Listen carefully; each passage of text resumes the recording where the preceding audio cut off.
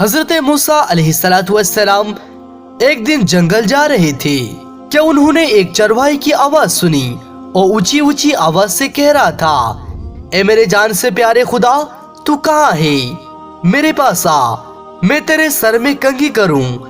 تیرے لباس میلا ہو گیا ہے تو اسے دھوؤں، تیرے موزے پھٹ گیا ہے تو وہ بھی سیوں، تجھے تازہ تازہ دودھ پلاؤں، تو بیمار ہو جائے تو تیرا تیمارداری کروں، اگر مجھے معلوم ہو جائے کہ تیرے گھر کہاں ہے تو تمہارے لیے روز گھی اور دودھ لایا کروں، میرے سب بکریاں تم پر قربان، اب تو آجا۔ حضرت موسیٰ علیہ السلام اس کے قریب گئے اور کہنے لگے، ارے نادان، تو یہ باتیں کس سے کر رہا ہے؟ چرواہے نے جواب دیا، اس سے کر رہا ہوں جس نے تجھے اور مجھے پیدا کیا، جس نے آسمان اور زمین کو پیدا کیا۔ اے سن کر حضرت موسیٰ علیہ السلام غضبناک ہو کر کہا، ارے او بدبخت، تو اس بےہودہ بکواس سے کہیں کا نہ رہا، وجہ مومن کے تو کافر ہو گیا، خبردار، ایسے بے معنی فضول بکواس بند کر،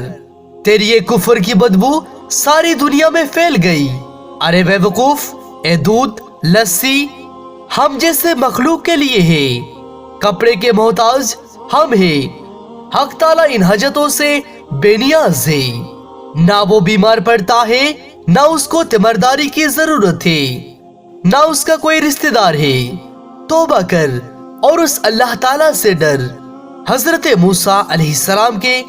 غیظ و غضب میں بھرے ہوئے یہ الفاظ سن کر چرواہے اوسان کھتا ہو گئے اور خوف سے تھر تھر کانپنے لگا،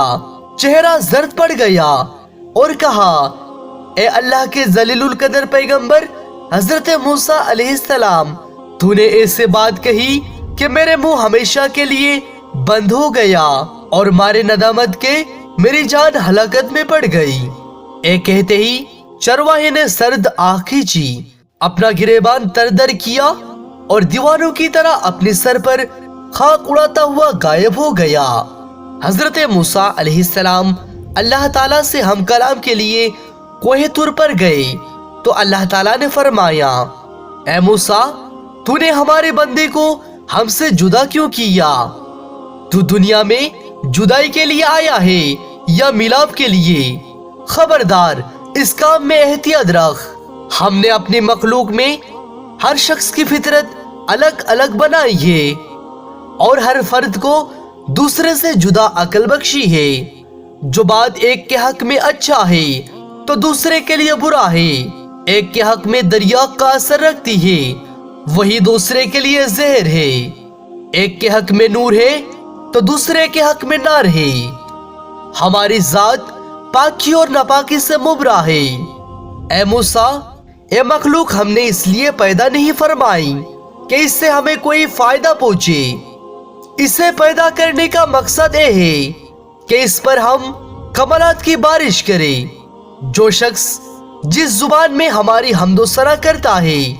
اسے ہماری ذات پر کوئی کمی یا بیشی واقع نہیں ہوتی، مدح کرنے والا خود ہی پاک ہوتا ہے، ہم کسی کے قول یا ظاہر پر نگاہ نہیں کرتے، ہم تو باطن اور حال دیکھتے ہیں۔ اے موسیٰ، خردمندوں کا ادب اور ہے، دل جلو اور جانہاروں کے ادب اور۔ حضرت موسیٰ علیہ السلام نے خدا کا عتاب آمیز خطاب سنا تو سخت پشیمان ہوئے اور بارگاہ الہی میں نہایتی ندامت اور شرمساری سے معافی مانگی اور اس چرواہے کو ڈھونڈنے لگے، جنگل کے کونے کونے چھان ماری لیکن چرواہے کی کوئی پتہ نہ چلا، اس قدر چلے کہ آپ علیہ السلام کی پیر مبارک میں چھالے پڑ چکی تھی۔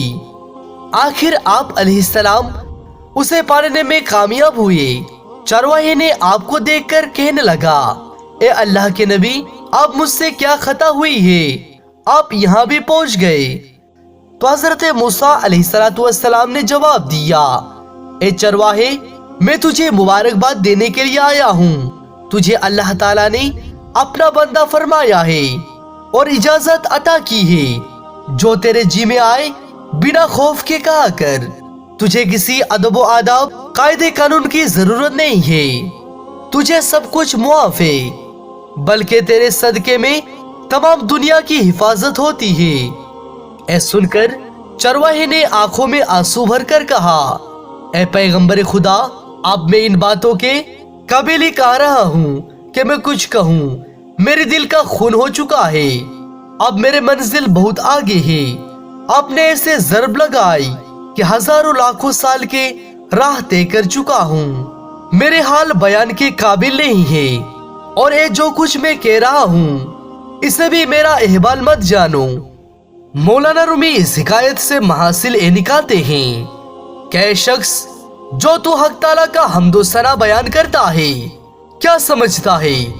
तू तो इब्तिदा से इम्तिहा तक नाकिस और तेरा हालो काल भी नाकिस। ए महज इस परवरदिगार रहमो करीम का करम है कि वो तेरा नाकिस और गंदे तोहफा को भी कबूल फरमाता है। आखिर में अल्लाह ताला से दुआ है, या परवरदिगार तू हमें भी अपने महबूब के सदके